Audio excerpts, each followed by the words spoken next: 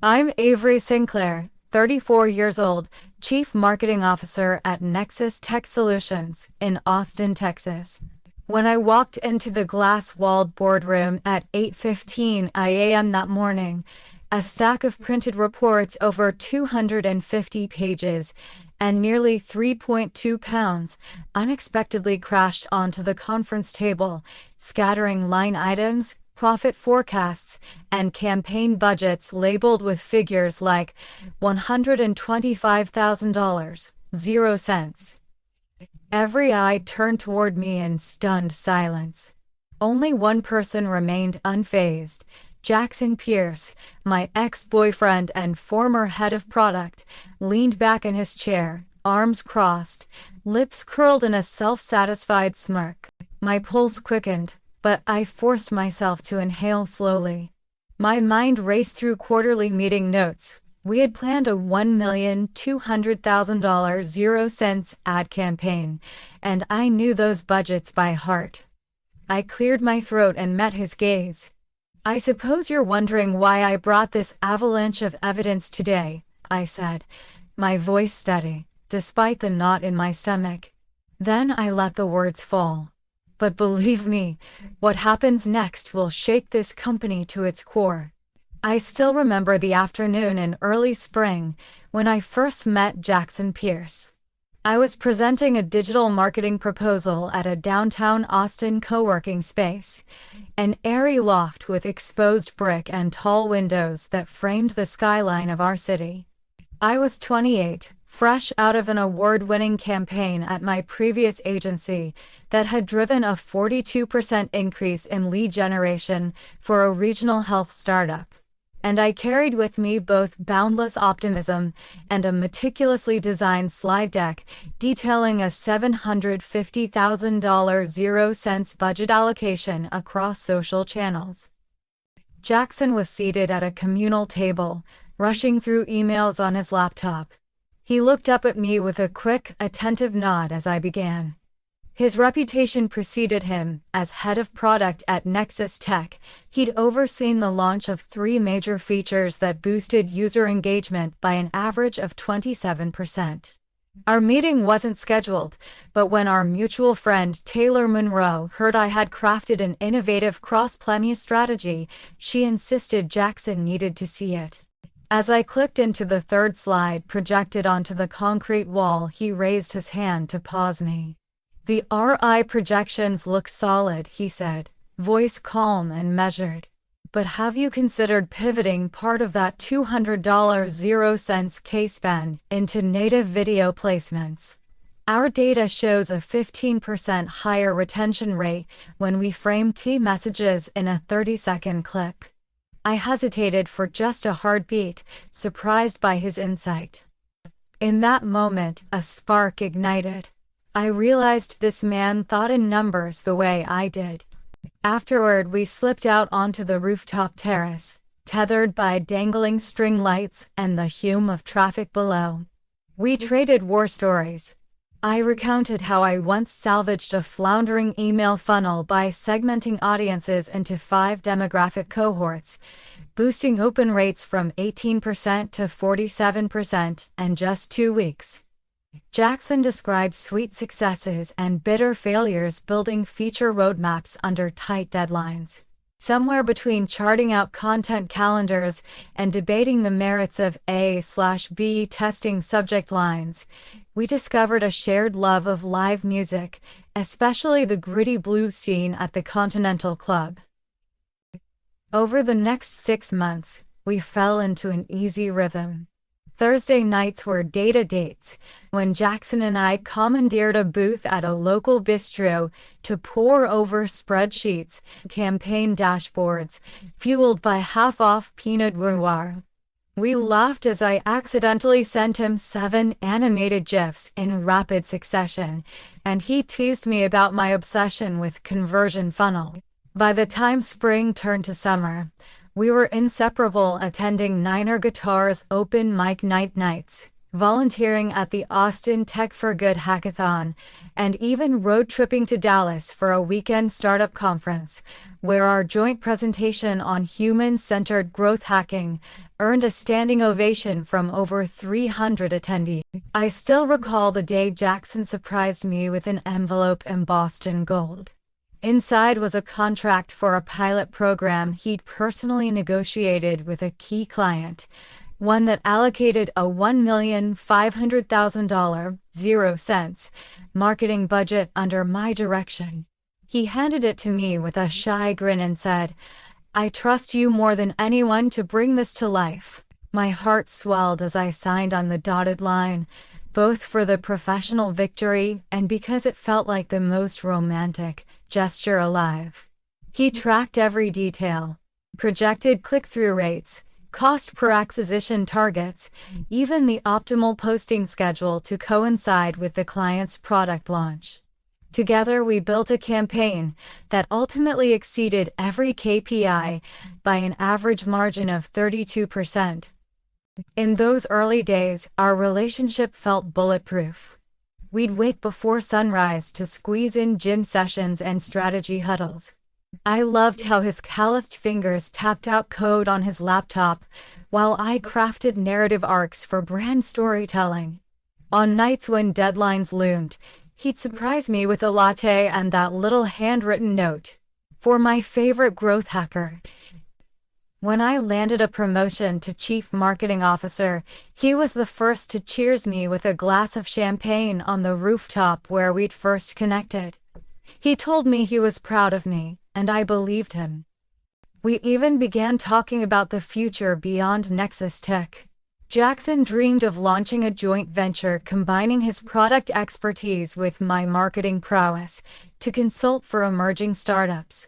We sketched business plans on bar napkins and penciled in projected revenues: year 1, $2 million, 0 cents; year 2, $5 million, 0 cents; year 3, break even on our initial $200,000, 0 cents seed investment from my personal savings. He said, "With you beside me, I know we can redefine how new companies go to market."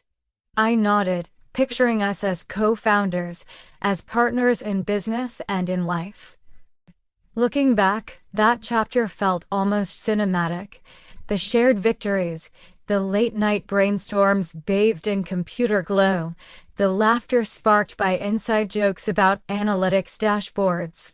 We traveled together: San Francisco, New York, even a retreat in Cancun where we woke daily to turquoise blue water and logged into Zoom calls from hammocks.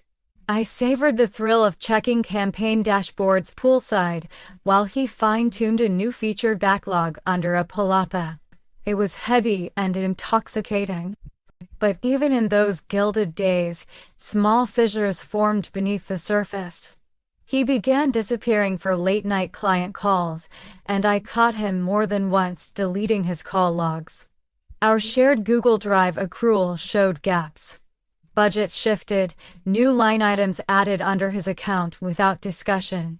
When I asked about minor variance $5,000, 0 cents here, O shrugged, blaming an accounting glitch. At first I gave him the benefit of the doubt. He had always been the detail-oriented one. I was chasing deadlines and probably hadn't noticed. Yet a small voice in my mind whispered that things weren't as perfect as they seemed. Still, I closed my eyes and replayed those early moments with fondness. The first time he said, "You know me better than I know myself," and the thrill of our shared $1,500,000, 0 cents triumph.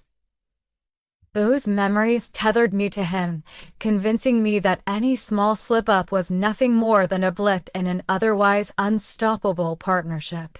After all, together we had turned audacious goals into real revenue, cracking double-digit growth rates, and winning praise from the C-suite.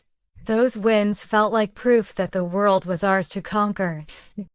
I first noticed something was off about a month after our triumphant launch of the $1,500,000 0 cents pilot program. My morning ritual, logging into the NexusTech dashboard to scan last night's performance report, felt familiar and comforting. But one Tuesday, the native video line item glowed red, showing an 18% overspend, roughly $45,500, 0 cents spent instead of our $38,500, 0 cents cap. My pulse quickened as I toggled to the detailed view and saw a new expense labeled miscellaneous, draining $6,200, 0 cents from Jackson's account, without any annotation. At first, I chalked it up to a rounding error or a forgotten approval. I shot off a quick note to Jackson, CCing Casey Monroe. "Hey Jackson, can you help me reconcile a $7,000, 0 cents variance on native video? Campaign settings look off." His reply came 2 hours later. "Accounting glitch, IT's fixing it, no apology, no further detail." The vagueness set off an alarm in my chest. Over the next week, anomalies multiplied. I discovered a $12,500, 0 cents invoice for an influencer partnership I'd never signed off on. Late-night CRM exports vanished from our shared drive. Budget lines shifted between Jackson's and my own ad account with no audit trail. I traced the timestamps entries at 2:37 a.m. when he claimed to be on a strategy call with a Chicago client, but the IP logs pointed back to our Austin office. My mind raced. Was Jackson quietly rerouting funds, or was someone else exploiting his credentials? I cornered Casey at our favorite lunch spot, Rita's Grill, tapping my straw anxiously. Between bites of fish tacos, I ran through each discrepancy. She frowned over her iced tea. "None of it sounds like Jackson," she said. "He's obsessive about product roadmaps but hates anything finance. If he'd messed this up, he'd have confessed by now." Her words both comforted and terrified me. If it wasn't Jackson, then who? We enlisted Rachel Alvarez, our sharp new controller, to perform a quiet audit. Rachel unearthed a pattern. Every unusual charge was tied to an orphaned service account with permissions matching both my and Jackson's roles. That account had been unearthed on May 18th, the same day a phantom Crimson Peak Media invoice for $300,000, 0 cents, showed up in our system. When I asked Jackson about creating any service keys that day, he stared at me blankly. "No idea what you're talking about," he said, voice low. Meanwhile, I began to notice behavioral shifts. Jackson stayed late in the office almost every night, texting in corners and ducking out when my team members approached. He'd send me campaign drafts at odd hours, labeled urgent, yet they contained errors only someone familiar with our brand voice would make. Our shared Google Drive showed overwritten spreadsheets with cell comments in his name, but in a font he'd never used.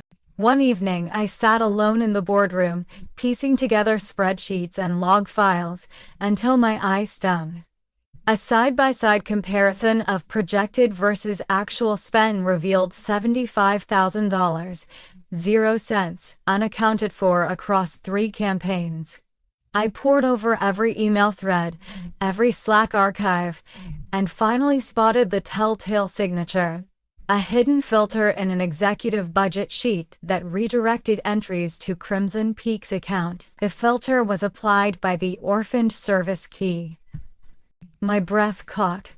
The evidence pointed to deliberate sabotage, but was Jackson the saboteur or merely the patsy? I drafted a confidential memo outlining my findings, attaching redacted logs and invoices. My cursor hovered over Send to Exec Team. Trust had always been the bedrock of my leadership, but now I faced a crucible. Expose the crustánctial proof, or risk letting a crime fester under my watch. That night, I called Casey and Rachel into a 10 p.m. strategy huddle. We laid out the timeline. May 14, Jackson negotiates $1,500,000, 0 cents pilot contract. May 18. Orphan service account created. Crimson Peak Media invoice appears. $300,000, 0 cents. May 2030. Multiple ad line variances totaling $75,000, 0 cents. June 2. Jackson's IP logs show late-night activity in Austin despite stated out-of-town calls. Casey's jaw clenched. If we leak this now, Jackson becomes the scapegoat, she warned. But if we wait, NexusTech could be on the hook for massive financial losses. Rachel nodded, fingers tapping on her tablet. We need airtight proof, a digital forensics report before escalating. The next day, I watched Jackson stride into my office, phone pressed to his ear. His shoulders tensed when he saw me. He hung up. Morning, Avery. Everything all right? His smile was too rehearsed. I closed my laptop with deliberate calm.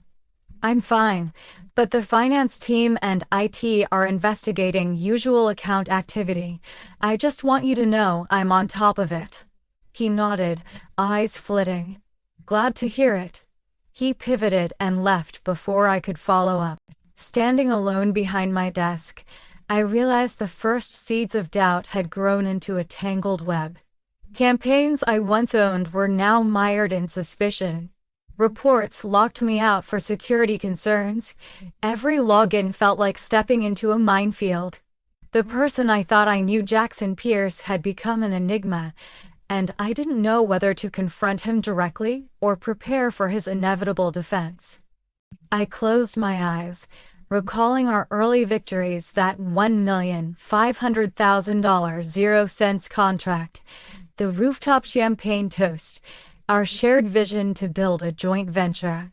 Those memories felt tainted now, like viewing cherished photographs through a cracked lens. As I drafted my next move, I knew this was only the beginning. The stakes were no longer just revenue or reputation. They were the fragile trust that underpinned everything I'd built. I waited until the boardroom was empty before I opened my laptop. The overhead lights hummed softly as I clicked through the digital forensic report Rachel had pulled together. Every dollar misdirected, every phantom account key, every red-flagged login was laid bare in crisp, unassailable detail. At the top, a summary. Crimson Peak Media. $300,000 0 cents invoice created May 18 via orphaned service key. Total diverted spend $375,500 0 cents. Unauthorized relocation from 3 campaigns. Key used from Jackson's credentials. IP trace to Austin HQ. My breath caught. This wasn't a mere accounting error. This was embezzlement. Worse, it implicated Jackson Pierce. No, Jackson Reed, the man I had once trusted more than anyone. I closed the report and slid it into a sealed folder marked confidential, executive and legal only. Footsteps echoed outside. My heart thundered.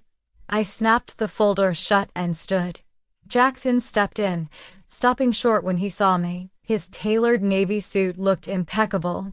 His signature smirk was gone, replaced by a flash of something. Was it guilt? Morning, Avery, he said, voice steady. Got a minute? I gestured to the seat at the head of the table. Sure. He sat, leaning forward. I wanted to talk about the Q3 forecast. The CFR flagged that we may miss targets by 8% if we don't optimize spend. He pulled out a tablet, swiping through Slack.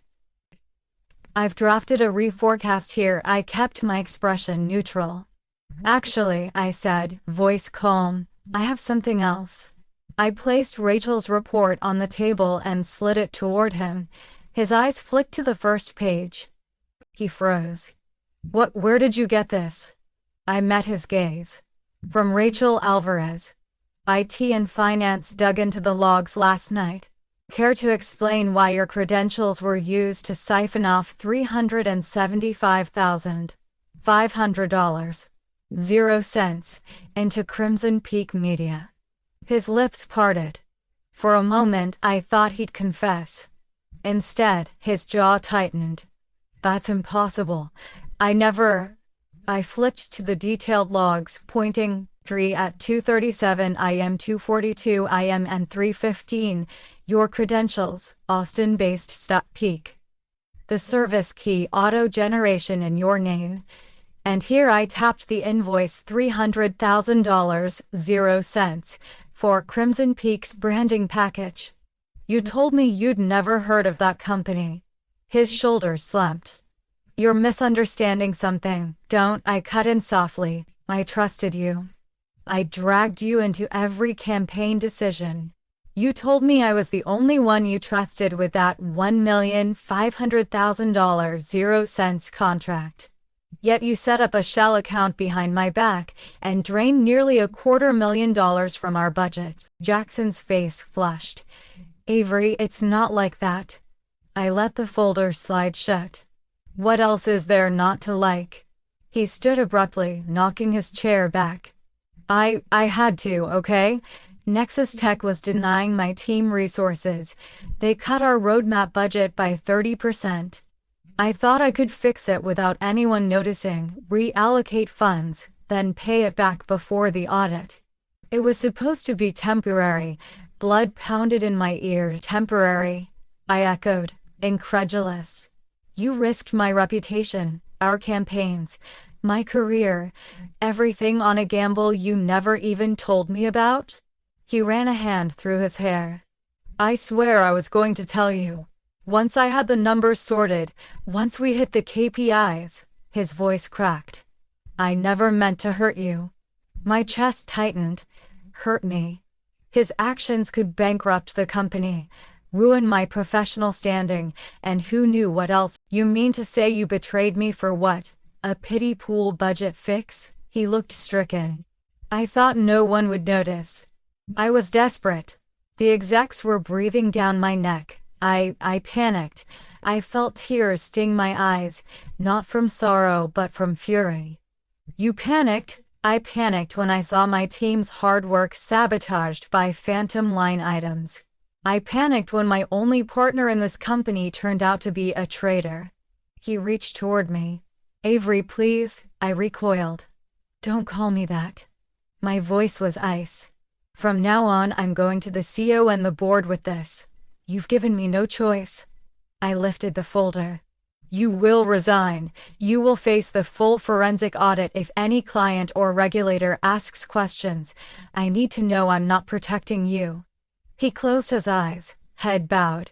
For a moment, the man I loved looked smaller than I'd ever seen him. Then he looked up, eyes red. Do what you must.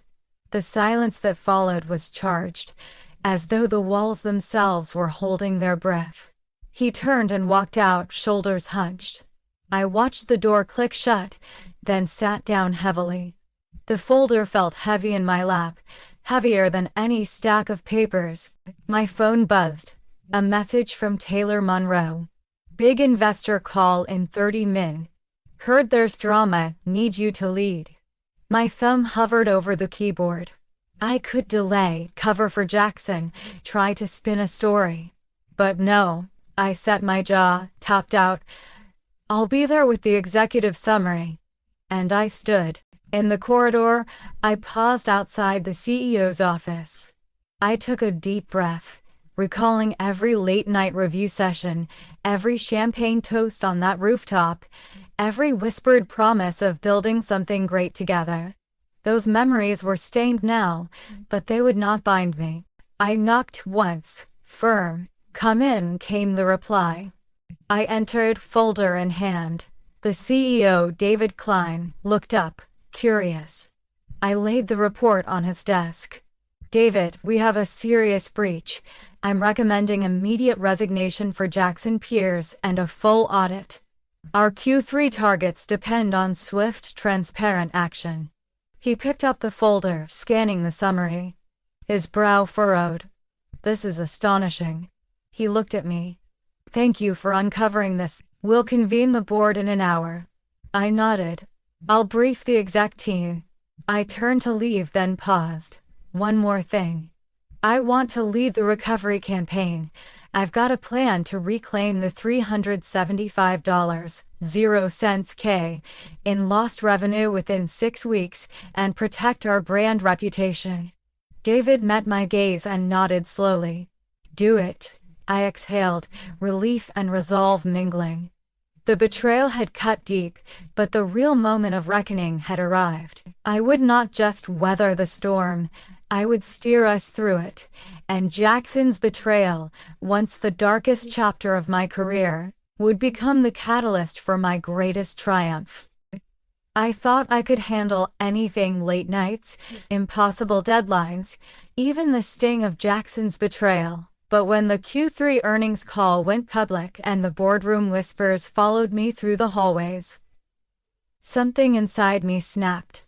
I remember stepping out of the glass elevator on the 27th floor, the city spread like a glittering grid below, and feeling utterly alone.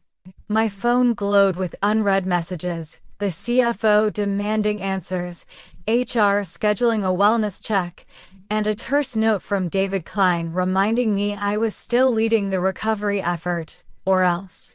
My chest tightened as I stared at my reflection in the polished steel walls. Avery Sinclair, 34, Chief Marketing Officer famed for hitting every KPI, and now synonymous with a nearly $400,000 0-cent scandal. That night, I drove aimlessly through downtown Austin. Rain pelted the windshield, blurring neon signs into smeared ribbons of color. I hadn't unpacked my car after the board meeting. My laptop bag lay on the seat beside me, unopened, its weight a dull reminder of the work I couldn't face. I pulled into an empty parking garage, the fluorescent lights buzzing overhead, and sat with the engine running. My hands shook on the steering wheel as I dialed Jackson's number for the 100th time. It went straight to voicemail. I listened to his recorded greeting, calm and familiar, and pressed delete on the urge to leave another desperate message. By the time I trudged up the stairwell to my apartment, my knees had turned to jelly. The foyer light flickered lazily as I unlocked the door, tossing my keys onto the console. I didn't even mind the broken tile. Everything felt broken anyway. Inside, the silence was deafening. I sank to the floor, back against the door, and allowed the tears to come. They fell in quiet streams, tracing paths through the makeup I never took off, seeping. I curled into a fetal position, knees to chest, and let my mind replay the boardroom scene. Jackson's defiant smirk, the gasps when I presented Rachel's report, David's tight-lipped nod. The moment my career felt like a house of cards collapsing around me. I couldn't sleep. Every time I closed my eyes, I saw numbers dancing on the ceiling. 18% overspend, $12,500, 0 cents. Phantom influencers, $75,000, 0 cents. Unaccounted funds. And that colossal $300,000, 0 cents. Invoice to Crimson Peak Media. My heart pounded so hard, I thought I might suffocate.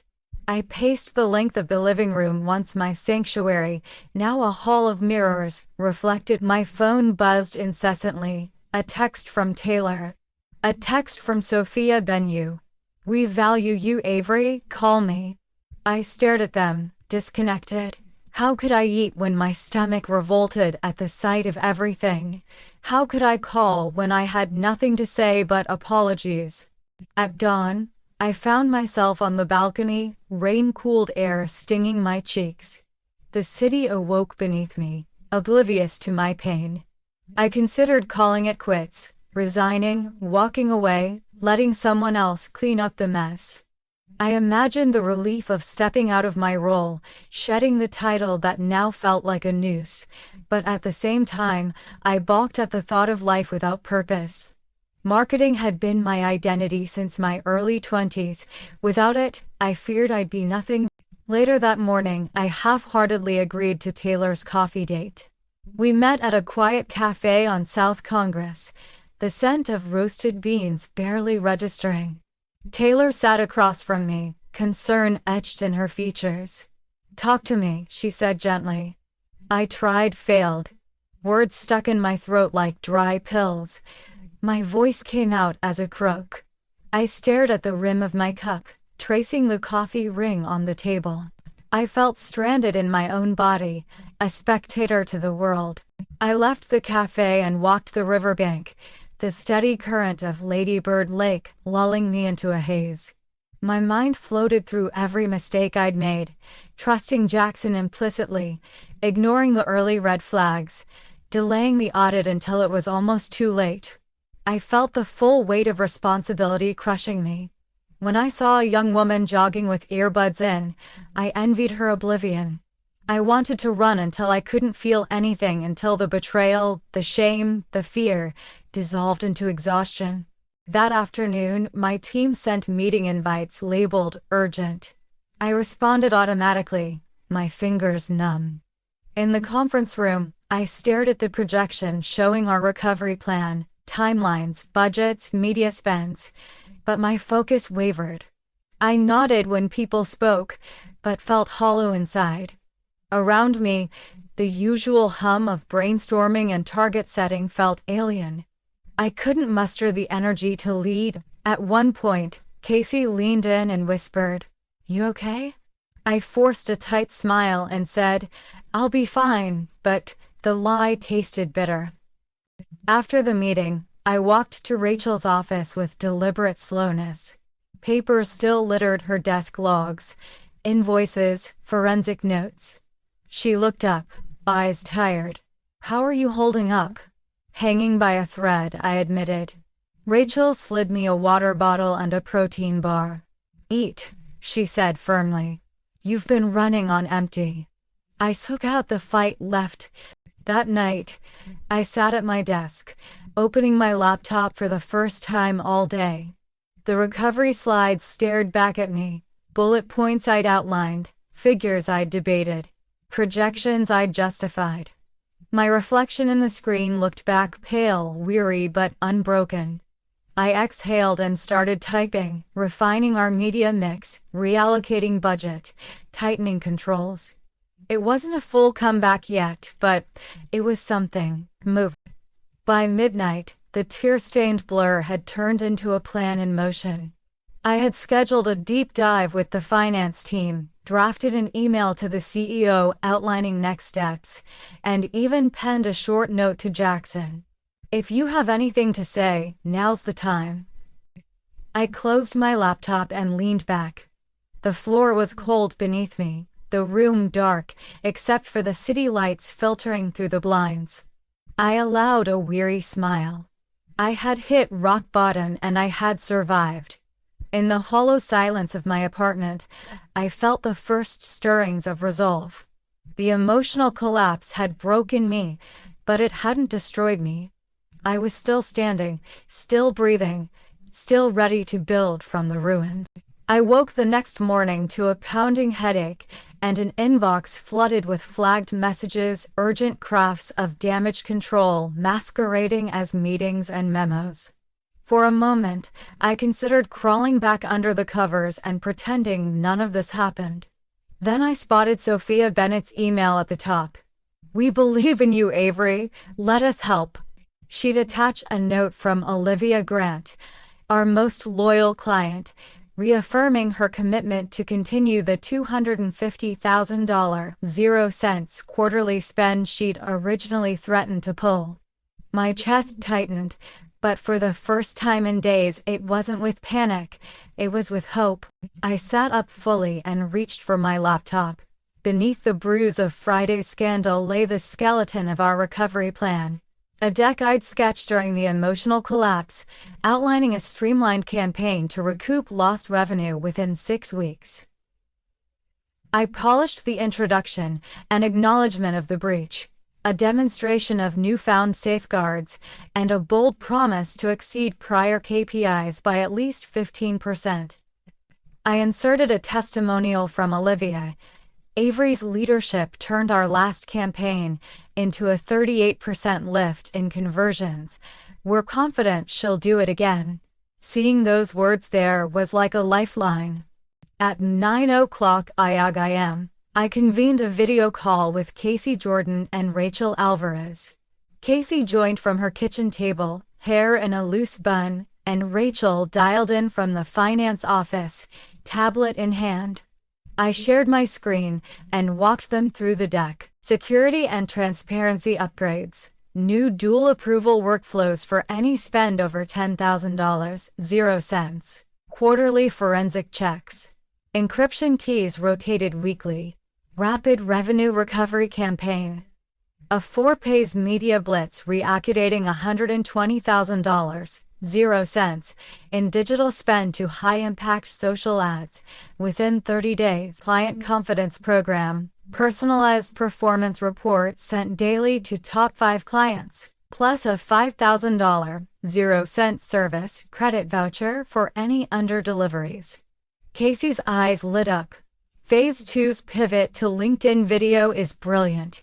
That platform's CPR is 22% lower than native placements.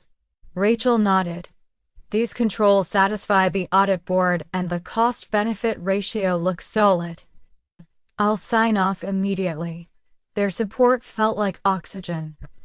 Before the call ended, I reached out to Madison Clark, our external counsel, and Marcus Ellis, my mentor and investor.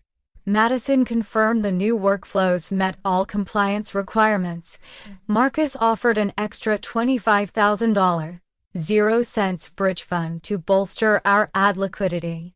With every ally I rallied, the fog in my mind lifted a little more. By noon, I was drafting the announcement to the CEO's office and the board.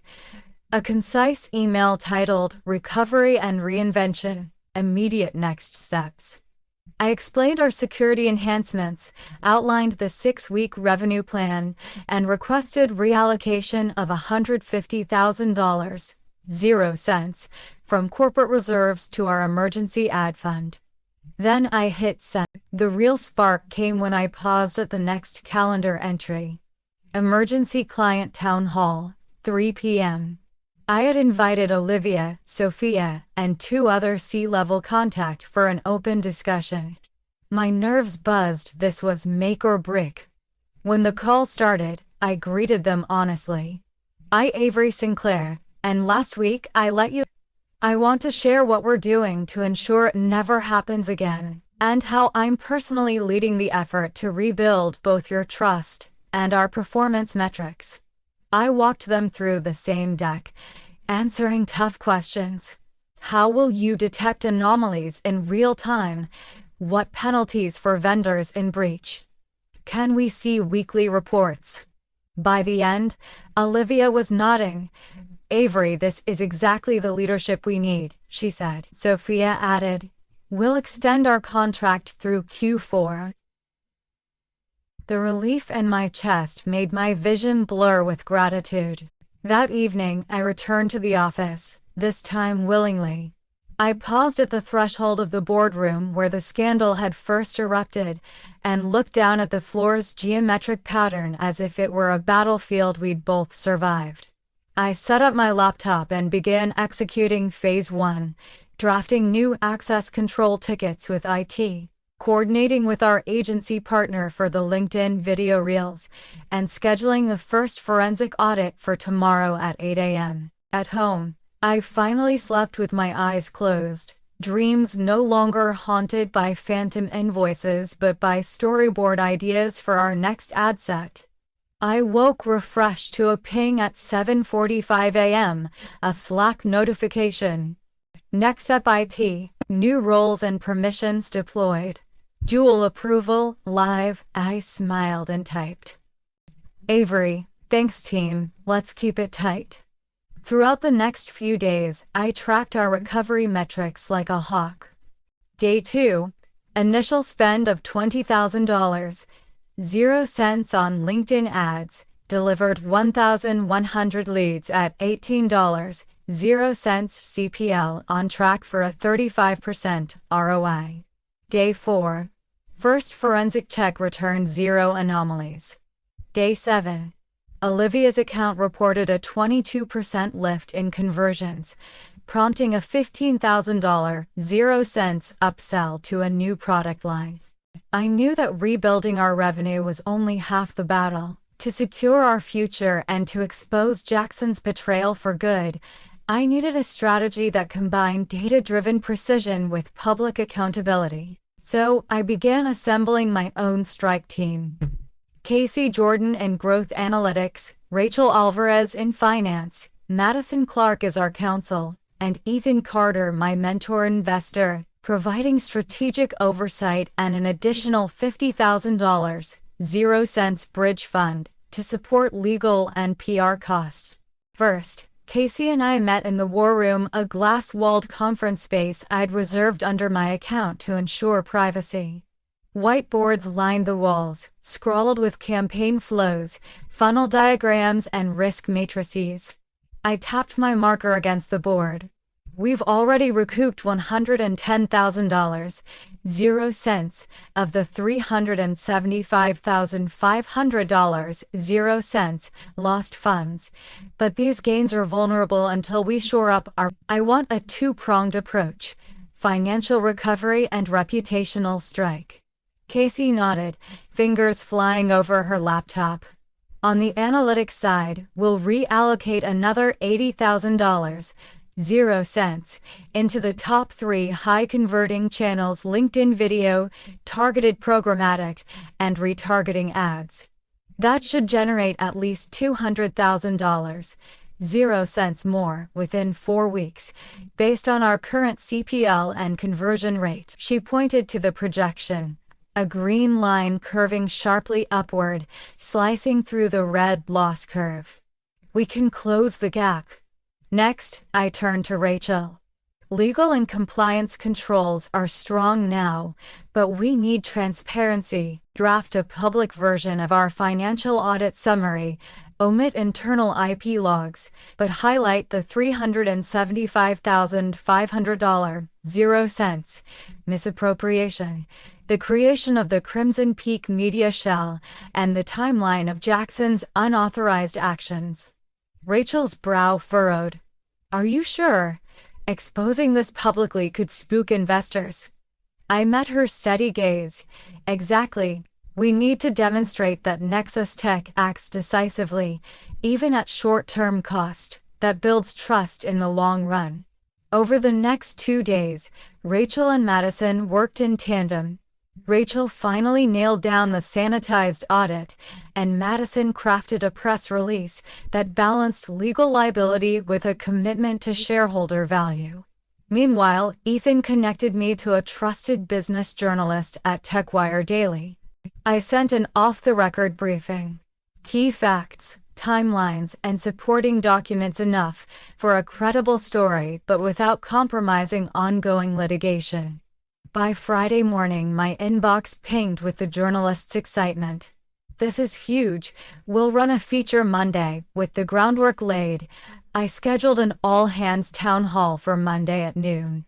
I knew breaking the news directly to my team would preempt rumors and rally support. Standing on the small stage in the auditorium, I felt a flicker of nerves. This was no ordinary presentation. Behind me, the screen displayed our new tagline: NexusTech, resilient, transparent, unstoppable. I cleared my throat and began. Team, last week we faced a severe breach of trust. Nearly $375,500, 0 cents in campaign fund were diverted through a shell account, and evidence implicates a former member of our leadership team, Jackson Pierce. I brought this to light, not to dwell on the wrongdoing, but to demonstrate how we respond when adversity strikes. We have already reclaimed over $110,000, 0 cents, and we're projecting to recoup the remainder within 4 weeks through enhanced controls and a rapid revenue campaign. More importantly, we've instituted new security measures for 2-minute people, 4-degree forensic checks, and encrypted service keys to ensure this never happens again. The room was silent. Then applause rippled through. Casey gave me a thumbs up from the front row. Rachel nodded, relief on her face. The team stood renewed, ready to push forward. That afternoon, the press release went live on the Nasdaq Newswire at 2:00 p.m. Within minutes, TechWire Daily published their feature, NexusTech CMO Turns Crisis into Comeback. Inside the $375.00 betrayal. The article laid out the embezzlement timeline, praised my leadership, and noted that shareholders rallied, causing our stock price to recover 4.2% by market close. Within an hour, LinkedIn pulses lit up with industry praise, and several prospective clients reached out asking for details on our new transparency protocols. Meanwhile, Jackson, still on NexusTech's org chart as a titled advisor, was blindsided. His PR team scrambled to post a statement claiming ongoing internal review, but the momentum had shifted. I received a message from David Klein, the CEO.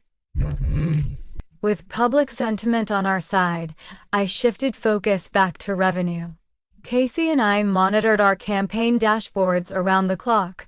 By day 3 post-launch, our LinkedIn video ads had generated 4,500 leads at an average $17.00 CPL, exceeding projections by 10%. Day 5 saw a $20,000 upsell from Isabella Hayes, our anchor client, who publicly endorsed our renewed vision in a LinkedIn post.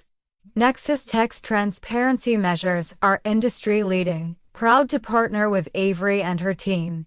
That post alone drove inquiries worth an estimated $150,000 in pipeline opportunity. Early the next morning, Madison rang my office. She'd filed notice of termination for Jackson's consulting agreement and initiated a civil suit to recover the full $375,500 plus legal fees totaling $420,000. We'll serve the papers today, she said. He has 30 days to respond. I exhaled. Thank you. Let's also prepare a follow-up release on the lawsuit. She hesitated.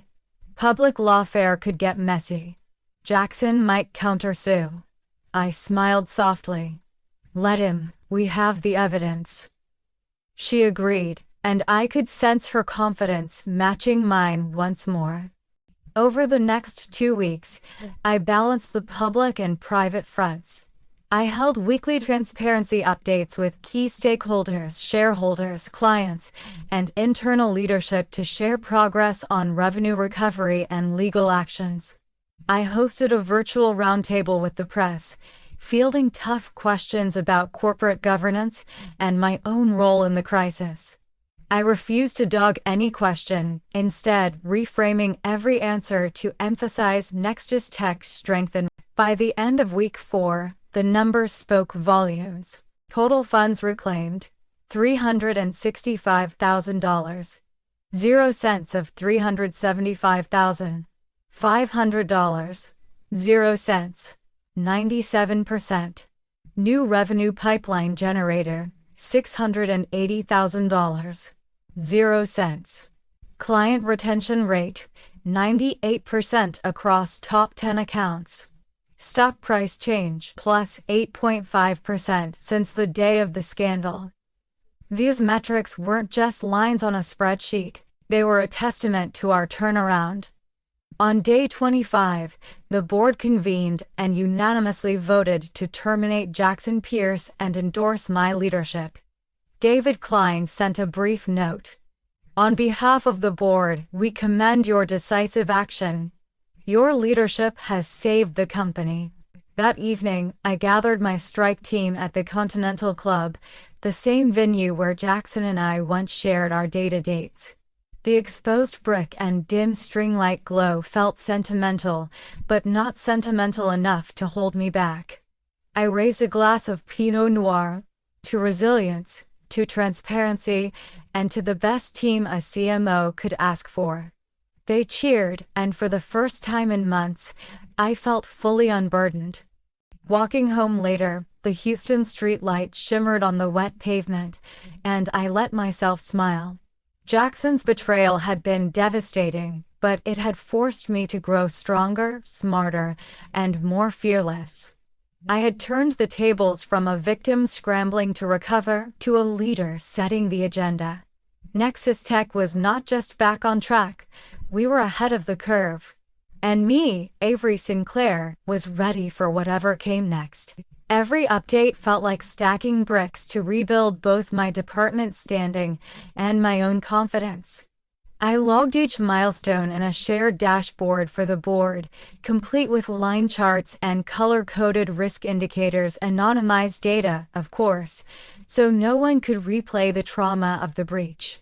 By the end of week 3, we'd reclaimed $95,000, 0 cents in revenue against $120,000, 0 cents spend, a 79% recovery rate, outperforming projections by 12%. Internally, morale surged. The marketing team who'd watched me collapse now saw leadership in action. The finance department regained faith that controls were effective, and external stakeholders regained faith that NexusTech was resilient. In that process, I found something priceless, the realization that recovery wasn't just about numbers, it was about accountability, transparency, and bold action. I'd felt broken, but these sparks of progress rekindled my purpose. I was no longer the CMO under siege, I was Avery Sinclair, crisis architect and revenue warrior, ready to turn scars into strength. I still remember the morning that changed everything for me, when Casey Jordan knocked on my office door, clutching 2 steaming cups of black coffee and a laptop loaded with backup scripts and Jupyter notebooks. Just 2 weeks after the embezzlement scandal broke, I was neck-deep in audit logs, recovery metrics, and a relentless flood of emails demanding real-time updates. My brain had gone numb. I'd stopped sleeping for more than a couple of hours a night and hadn't eaten a proper meal in days. Casey had arrived with a simple offer: give me access, and I'll automate the reconciliation process. Within 48 hours, she wrote custom Python scripts that pulled our ad spend data from 3 platforms: Facebook, Google Ads, and LinkedIn, cross-referenced every transaction, and flagged anomalies in under 2 minutes. A task that had taken me days to piece together manually was now ticking off in real time. Thanks to her, we identified an additional $12,400, 0 cents, in misallocated funds that had slipped past the initial audit. Beyond the technical wizardry, Casey brought emotional grounding. She insisted we take a break, dragging me out for a 30-minute walk around Lady Bird Lake so I could breathe fresh air and reset my perspective. She ordered lunch, 2 chicken Caesar salads, and a turkey sandwich, $45, 0 cents on the tab, and joked about how code looked like hieroglyphics when you were exhausted. Her laughter felt like medicine. When we returned, she walked me through her code line by line, teaching me how to build modular scripts so I could update them myself. She explained version control, automated testing, and how to schedule weekly cron jobs to run our new dual approval checks. Before I knew it, she'd contributed 10% of the total code base powering our recovery controls, saving my team countless hours each week. A week later, she showed up at my apartment with a soft gray hoodie, emblazoned with team resilience, one she'd designed for her hackathon squad. "You'll need this," she said, sliding it onto my shoulders.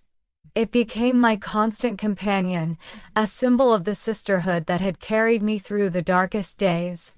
Reflecting on that side story, I realized how critical her support was. A perfect blend of technical skill, emotional steadiness, and unwavering loyalty. Without Casey's spark, my comeback might have stalled before it began. Instead, her insight and dedication helped transform a near conclusion into a strategic advantage, proof that behind every great leader is a trusted ally, ready to step in. Write the script and remind you to breathe. I watched Jackson Reed's public downfall unfold over the summer, like a slow-moving train wreck, each headline another nail in his professional coffin. It began the Monday after NexusTech filed its civil complaint demanding recovery of $375,500.00 in misappropriation funds, plus $45,000.00. That morning, the tech press led with banner stories. Ex-product head sued for $420.00. K-fraud and NexusTech CMO exposes insider embezzlement. Social media erupted with commentary on his betrayal, and negative sentiment surged past 75% across major channels. His first attempt at damage control arrived via an ill-advised press release, claiming unintentional bookkeeping errors and a promise to rectify any discrepancies. It only fueled the fire. Media outlets highlighted inconsistencies between his statement and the detailed forensic audit NexusTech had shared with regulators.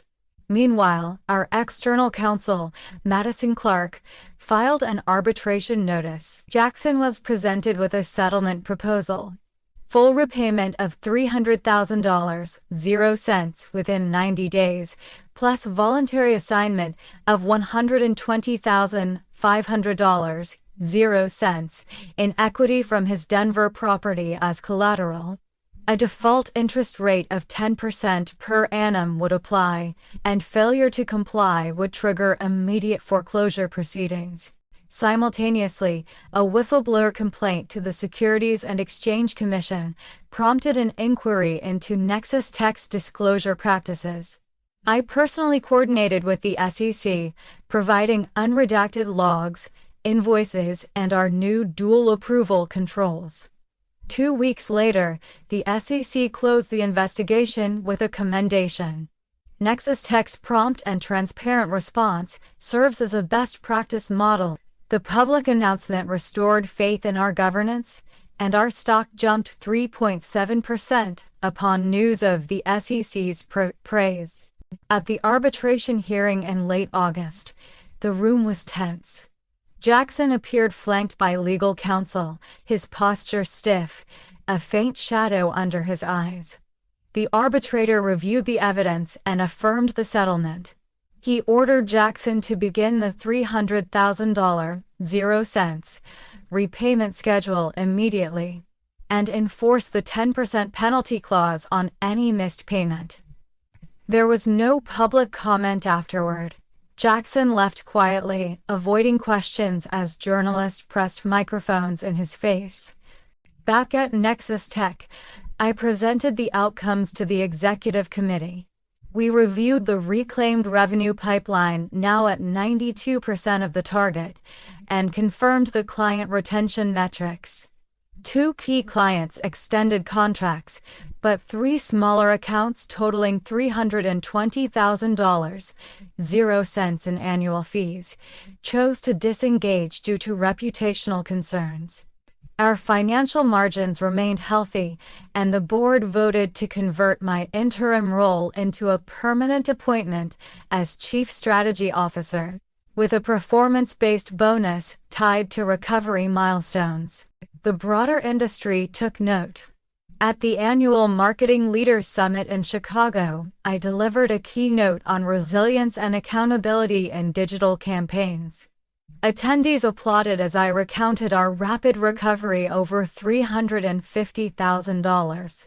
0 cents reclaimed in 6 weeks, 0 anomalies in subsequent audits, and a stock price rebound of plus 8.5%. Post-event feedback rated my session the highest of the conference, with 95% of participants citing the case study as transformative. One of our largest third-party agencies paused all new work orders under my recovery plan, potentially an $800,000 0 cents pipeline at risk. I personally led negotiations with their procurement lead, presenting our dual approval dashboard and real-time anomaly alerts, and secured a conditional release. They would resume work contingent on a 30-day clean audit. Internally, I met one-on-one with 11 direct reports, introduced a bi-weekly integrity check-in, and caught a minor $15,000 0 cents discrepancy before it could escalate, demonstrating that vigilance mattered. Industry awards followed. NexusTech was nominated for Most Transparent Marketing Organization. In my acceptance speech, I acknowledged our journey candidly. We faced a crisis that tested every process and every person. We rebuilt by holding ourselves accountable and refusing to cut corners. Today, that resilience is our competitive edge. The standing ovation felt like public absolution of any lingering doubts. Meanwhile, Jackson's network evaporated. Former colleagues removed his endorsements. 2 investors who had written letters of support retracted their testimonials publicly. He was barred from holding any executive or advisory position for 5 years under settlement terms, and his Denver property went into foreclosure sale on October 5. By early autumn, he resurfaced offering freelance consultations at reduced rates far from the 6-figure retainer he once commanded. I encountered Jackson briefly at a charity fundraiser I attended deliberately. He approached me, voice low. "Avery, I'm sorry for everything. I know words can't undo the damage." I paused, feeling the old tension knot my stomach. Then I smiled kindly but firmly. "Jackson, actions speak louder than words. I hope you rebuild carefully. Goodbye." And I turned away, truly at peace. I also implemented a mandatory compliance training for all 120 members of the marketing and product teams, covering fraud detection, budget integrity, and ethical leadership. Completion rate: 100% within the first 2 weeks, with average quiz scores of 92%. Our post-training internal audit covering 1,200 transaction records found 0 anomalies. Those metrics were later compiled into our annual transparency report, distributed to shareholders, and posted publicly on NexusTech's investor portal. Today, I carry these lessons forward in every campaign, every meeting, and every decision. The memory of betrayal is gone, but its lessons remain inseparable from the leader and person I have become. Within 60 days, Jackson completed the first $150,000 0 cents installment, but defaulted on the second, triggering foreclosure of his Denver property. His ensuing silence in industry circles speaks volumes. Without trust, even the most skilled professional cannot triumph. That truth now guides my leadership every single day. I never imagined that a single betrayal could reshape not only my career trajectory but my entire approach to leadership. Yet here I am, 6 months after uncovering Jackson Pierce's embezzlement, standing in my renovated office overlooking Lady Bird Lake, reflecting on how far we've come. NexusTech's Q4 report just landed in my inbox, a 22% year-over-year increase in total marketing-driven revenue, with a net gain of $2,400,000, 0 cents, attributed directly to the recovery and growth campaigns I spearheaded. Even more gratifying, our cost per lead for LinkedIn video placements, thanks to the strategic pivots we implemented during the crisis. This turnaround was more than just numbers. It was the culmination of lessons learned the hard way. First, I internalized that trust must be earned and then continuously validated. We now require dual approval for any ad spend above $5,000, 0 cents, with real-time audit logs visible to key stakeholders. Our weekly integrity check-ins with the finance team transformed from a crisis ritual into a proactive governance practice. In the past quarter alone, we flagged and resolved 4 minor anomalies collectively under $2,000, 0 cents, that might previously have gone unnoticed until damage was done. Second, I discovered the power of transparent communication. After the scandal, I instituted bi-weekly open strategy forums where our top 10 clients, representing 65% of our annual ad budget, joined via video call to review performance dashboards, ask tough questions, and provide feedback. This level of candor turned skeptics into advocates. 3 former critics publicly endorsed NexusTech's renewed rigor on LinkedIn, resulting in inbound RFPs valued at $1,100,000, 0 cents. Third, I learned that resilience is forged through collaboration. The code Casey wrote for real-time spend reconciliation remains a cornerstone of our operations, processing over 25,000 transactions monthly. Rachel's sanitized public audit summaries built external credibility. Madison's legal counsel not only secured our lawsuit settlement, but crafted policies that our compliance team now uses as templates. And Ethan's $50,000, 0 cents bridge fund wasn't just money, it signaled confidence in my leadership at its most vulnerable moment. Together, they formed a network of expertise I lean on every day. When I presented my updated marketing roadmap at the annual NexusTech Leadership Summit, I shared these metrics and protocols, inviting questions from department heads and board members alike.